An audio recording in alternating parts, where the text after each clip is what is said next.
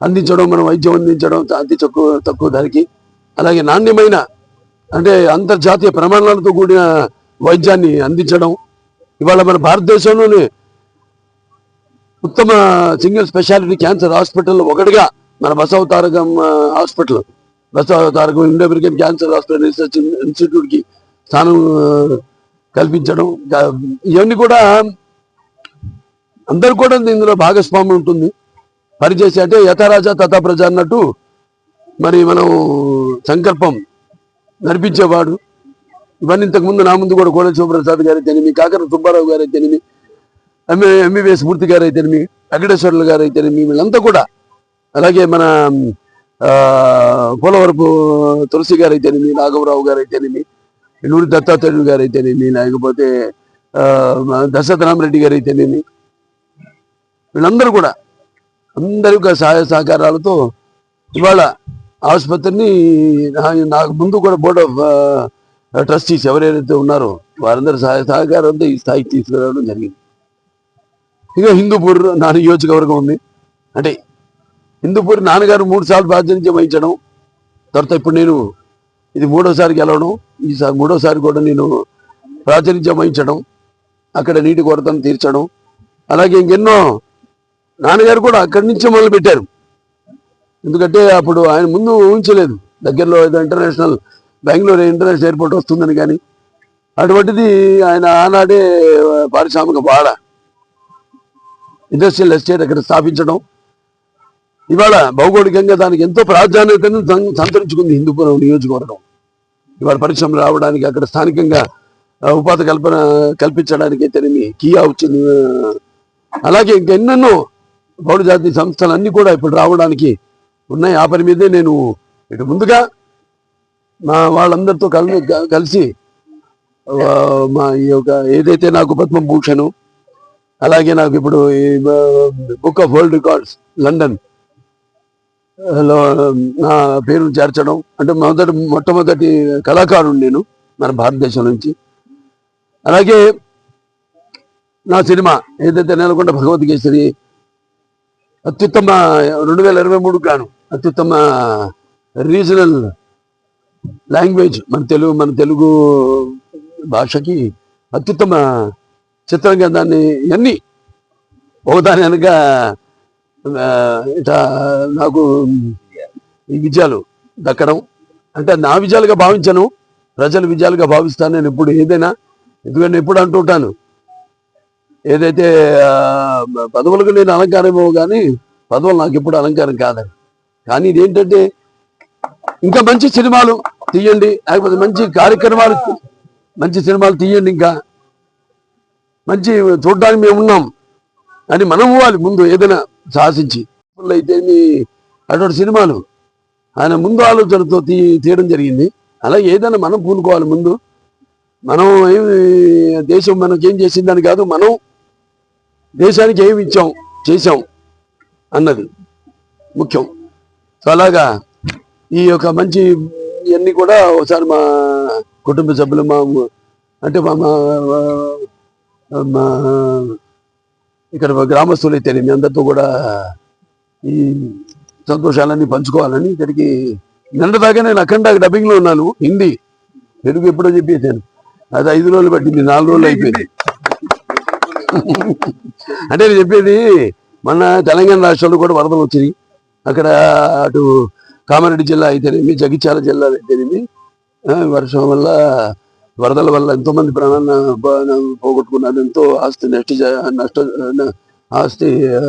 నష్టం జరిగింది. అలాగే ఎంతోమంది రైతులు కూడా వాళ్ళు పండించిన పంట చేతికి రాక వాళ్ళు ఎంతో విలవిలాడుతున్నారు. నాకు స్పందించి పెద్ద నాన్నగారు ప్రాంతాలు వేరైనా మన అంతరంగాలు ఒకటేనన్నా, ధ్యాసలు వేరుగా ఉన్న మన భాష తెలుగు భాష అన్నాను. అలా ఇక్కడ కూడా నాన్నగారు ఎన్నో సాంఘిక సంక్షేమ కార్యక్రమాలు రాజకీయాల్లో రాకముందు మన నేషనల్ డిఫెన్స్ ఫండ్ అయితేనేమి, లేకపోతే రాయలసీమ నివారణం అయితేనేమి, లేకపోతే ఇటు దివిసి 30 అయితేనేమి, అప్పుడు జోలి పట్టుకుని జనంలోకి వెళ్ళి అడుక్కుని మిగతా ప్రాంతాల్లో అందరినీ కూడా సంఘటితపరిచి మనమంతా కలిసికట్టుగా ఉండాలి, ఎవరికైనా ఇబ్బంది వస్తే మనం వాడు అండగా ఉండాలి అనే ఒక సంస్కారం ఇచ్చర్నేని మహానుభావుడు ఆయన. సో అలాగా ఎక్కడ ఎప్పుడు ఎవరికి తెలుగు వాళ్ళకి మన వాళ్ళకి ఏ ఇరు రాష్ట్రాల వాళ్ళకి ఎక్కడ ఉన్నా కూడా ఇంకా మన వాళ్ళకి ఎటువంటి సహాయ సహకారాలు కావాలన్నా కూడా అదంతా కూడా నేను అలవరుచుకుంది ఆయన నాన్నగారు ఇంతకుముందు చేసిన వాటి వల్ల. మరొకసారి నా అభిమానులు ముఖ్యంగా నా విజయాలప్పుడే కాదు, నా విజయాలప్పుడు ఎప్పుడు తోడుగా ఉంటారు. అభిజయాలప్పుడే తోడుగా ఉన్న వాళ్ళు నిజమైన అభిమానులు. అంటే ఒక్కళ్ళని కాదు, నాకు అన్ని వర్గాల వాళ్ళైతేనేమి, అన్ని కులాల వాళ్ళైతేనేమి, అన్ని ప్రాంతాల వాళ్ళైతేనేమి అందరూ కూడా నన్ను తనవాడుగా అభిమానిస్తున్నందుకు ఈ యొక్క ఏవైతే వచ్చిన పద్మభూషణ్ లేకపోతే ఈ బుక్ ఆఫ్ వరల్డ్ రికార్డ్స్, ఈ సినిమాకి ఏదైతే అత్యుత్తమ రీజనల్ పిక్చర్ తెలుగు భాషలో అత్యుత్తమ చిత్రంగా నెలకొండ బాబు, ఇవన్నీ కూడా ముందుగా మా తల్లిదండ్రులకి అంకితం చేస్తున్నాను. తర్వాత మా గ్రామస్తులకి, నా కుటుంబ సభ్యులకి, నా అభిమానులకి. వాళ్ళు లేకపోతే ఇవన్నీ నాకు కూర్చుండేవి కాదు.